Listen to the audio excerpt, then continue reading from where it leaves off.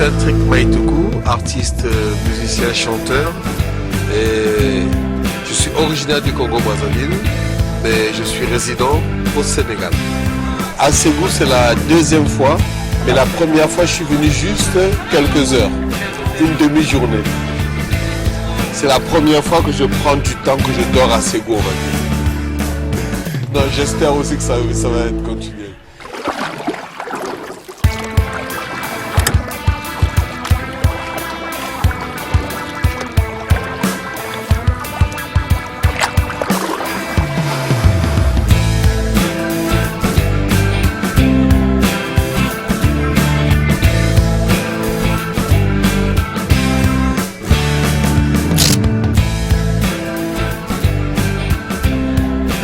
Généralement, quand on parle de musique urbaine aujourd'hui, on a tendance à parler des musiques qui sont alliées à la culture hip-hop. Mais si on part sur une base littéraire beaucoup plus simple, la musique urbaine représente toutes ces musiques qui sont jouées dans les villes cosmopolites d'aujourd'hui. Donc dans la musique urbaine, normalement, sur le plan littéraire, on peut trouver toutes les musiques modernes qu'on peut retrouver dans nos quartiers, dans nos villes. Et là, ça englobe toutes les formes de musique moderne, comme nous sommes en Afrique, toutes les formes de musique moderne africaine.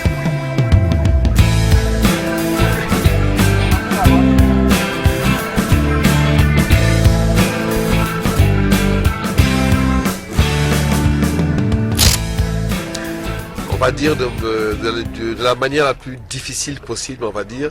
Difficile, quand je parle de difficile, c'est que je pense à l'histoire. C'est la mort de mon père, la mort brutale de mon père, qui m'a fait entrer dans le domaine de l'art parce que j'ai eu le traumatisme de ne pas avoir été préparé à son départ. Et lorsque c'est arrivé, je n'avais pas de moi, j'étais devenu totalement retranché sur moi-même, replié sur moi-même, et j'avais besoin d'extérioriser. Pour vous dire, je n'ai pas pleuré la mort de mon père, ce qui est difficile pour un enfant, pour tout être humain, de ne pas pleurer lorsqu'on perd quelqu'un de si cher. Et il m'a fallu m'exprimer. Donc, ce sont les formes d'art, notamment d'abord la musique et l'écriture, qui m'ont aidé à accepter ça, mais surtout aussi à en parler, à extérioriser. Et donc la musique m'est venue par ce biais-là. Et bien sûr, j'ai découvert que j'en avais les aptitudes et que la musique pouvait m'apporter beaucoup plus que le simple soulagement. La musique m'est apparue comme étant un outil de communication d'abord, mais aussi un outil d'expression, tout simplement artistique. Et j'ai été fait pour l'art, je pense, et je l'utilise aujourd'hui avec bonheur. J'entre dans ma 29e année de carrière, quand je parle de carrière, donc où j'ai commencé à en vivre, mais je suis dans le métier de la musique, je suis dans la 33e année où j'ai commencé à embrasser la culture, où j'ai commencé à apprendre à jouer d'un instrument, où j'ai commencé à écrire dans le domaine artistique. Et voilà, je suis, comme on dit, je suis du genre jeune vieux. 33 ans que j'ai commencé à jouer d'un instrument.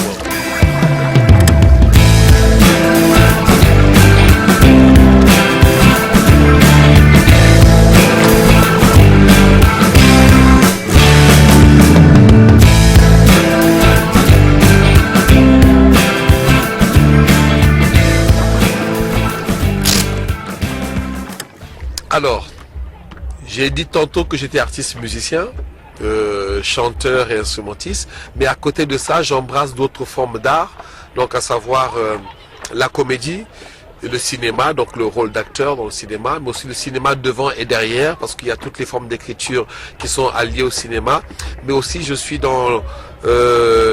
également dans l'art pictural, donc je suis dessinateur, et le métier que j'exerce le plus à côté de la musique, c'est la technique de sonorisation. Donc ça fait une vingtaine d'années aujourd'hui que je suis passé formateur en technique de sonorisation. Donc ça fait près de bientôt une trentaine d'années que j'exerce les techniques de sonorisation. Et pour ne pas en faire une exclusivité, j'ai choisi de partager mes connaissances techniques et mes connaissances artistiques. Et donc pendant des années, j'ai formé dans les techniques de sonorisation et depuis aussi pas mal d'années, je forme un peu dans le domaine de l'art. Les techniques vocales, les techniques on va dire, plus artistiques dans la composition, dans les arrangements, mais aussi dans la création.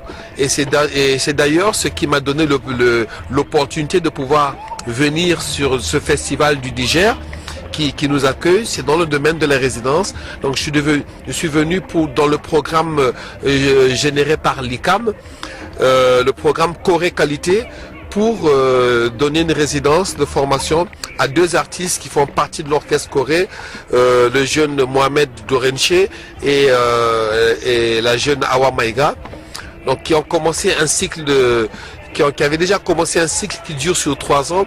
Ils sont passés par d'autres formateurs comme le Cheikh Tidiane Sek qui est venu d'ailleurs nous soutenir cette année. Et moi je viens un peu en bout de cycle pour leur apporter ma contribution dans ce domaine-là, leur faire découvrir d'autres formes d'art, d'autres techniques d'art, mais surtout leur parler aussi de la carrière d'artiste, de comment aborder un spectacle, comment respecter le public, comment donner de l'émotion au public.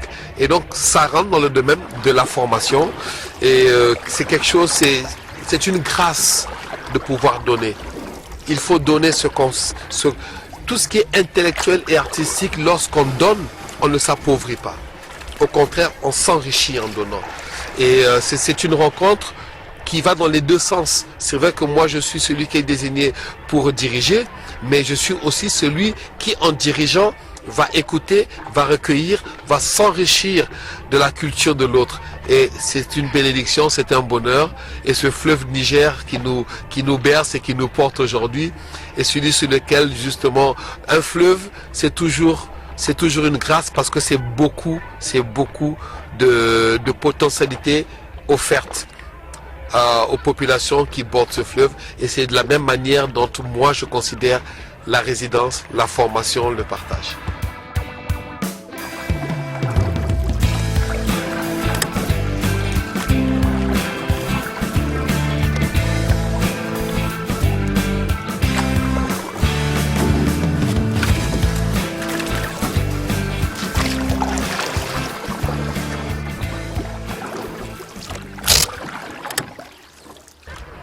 C'est un festival qui est béni des dieux, on va dire.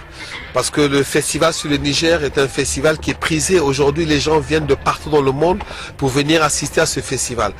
Parce qu'il a la particularité, peut-être pas cette édition, mais les éditions précédentes et les éditions à venir, parce qu'on va revenir dessus, d'être l'une des seules scènes qui était sur l'eau. Là, bien sûr, pour des raisons de sécurité, donc on l'a substitué, mais on va revenir à ça. Et ce qui fait déjà cette particularité. Mais l'autre particularité, c'est la ville de Ségou. La ville de Ségou et toute son histoire, une histoire à découvrir. Et c'est aussi ce fleuve Niger qui quitte depuis le pays Niger, qui traverse des villes mythiques comme Ségou et qui traverse la capitale Bamako. Donc être sur le Niger, c'est être sur un fleuve qui traverse le continent. Un fleuve qui fait vivre beaucoup de populations. Un fleuve qui a toute une histoire et un festival sur ce fleuve-là. C'est un festival qui vous offre, au-delà du contexte musical, du contexte du théâtre qui fait partie de ce festival, qui dépasse tout ça pour nous amener dans une histoire, dans la rencontre avec l'Afrique profonde. Donc l'occasion de remercier Mahmoud Afé et toute l'équipe qui est autour de lui, qui travaille pour nous offrir ces cadres-là, pour nous offrir ces rencontres-là et pour nous offrir ces échanges.